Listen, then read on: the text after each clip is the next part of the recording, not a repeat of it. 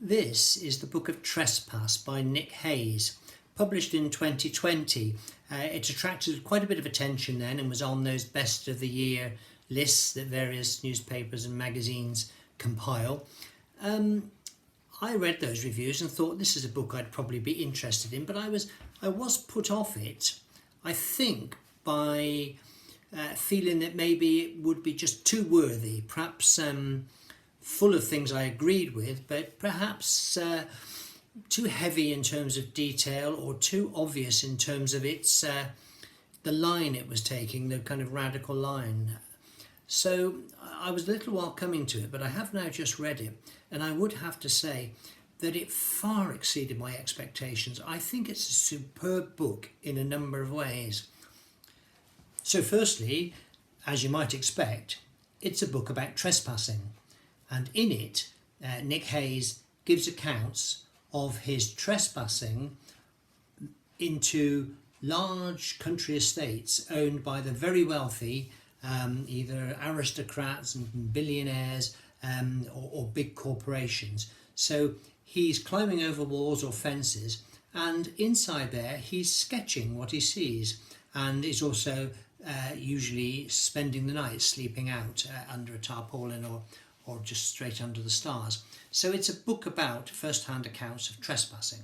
Okay, well, that may or may not be of interest. But secondly, it's a really interesting and detailed history about land ownership in Britain, how it came about, particularly the early enclosure of the land and the way in which commoners were driven off that, and the various attempts to try to take back that land and how those ended in disaster, and the various legal shenanigans which have led to private property being further strengthened, and also the width of this, and the battle with the right to roam and the kinder trespass and all the rest of it. So it's a detailed and interesting history. But thirdly, it's beautiful nature writing. Hayes writes wonderfully about the plant life, the trees, the woods, the animals, and birds that live in these places, and it's very, very sumptuous nature writing. I just loved it for that aspect as well. As I said, he's an artist. This is some of his work on the front of the book, and he has his prints, I presume lino prints or whatever, through the book as well in various pages, and they're gorgeous. And he talks about just sitting quietly and drawing.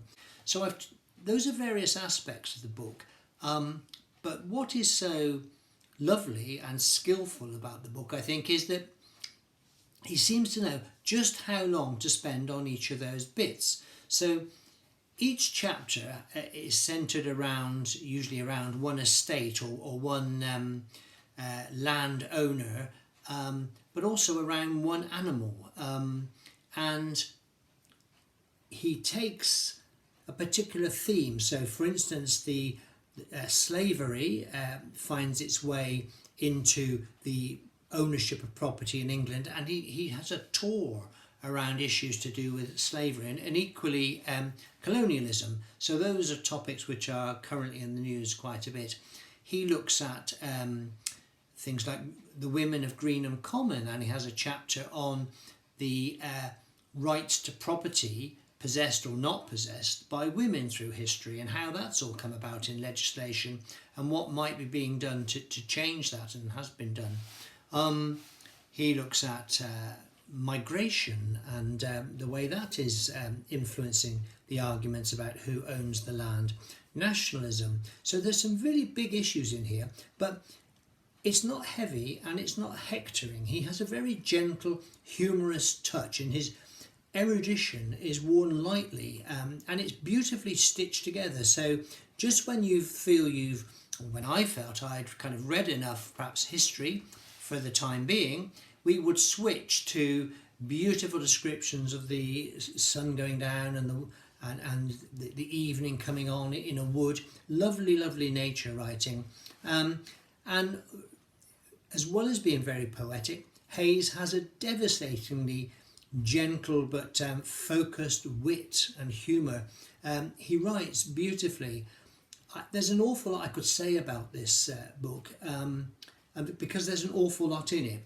But what I'll just finish by saying is I avoided reading it for a while because I thought it might be a little bit full on, a little bit intense, a little bit too worthy, or I thought it might be dull and fact-packed. It's none of those. It's a book you can sit down and luxuriate in. So in summary, I would say this is a book you can learn a lot from, but the learning is pleasant and nicely paced. It's not forced down your throat. There's a lot to reflect on, to think about. You'll go away from this book, put it down and think about it for a while afterwards. But also you can just lose yourself in some lovely landscapes and some beautiful natural environments, the sounds, the sights, the smells. You can feel the temperature changing. So it's gorgeous in that respect. I thoroughly recommend it, and if you read it, I'm sure you will enjoy it too.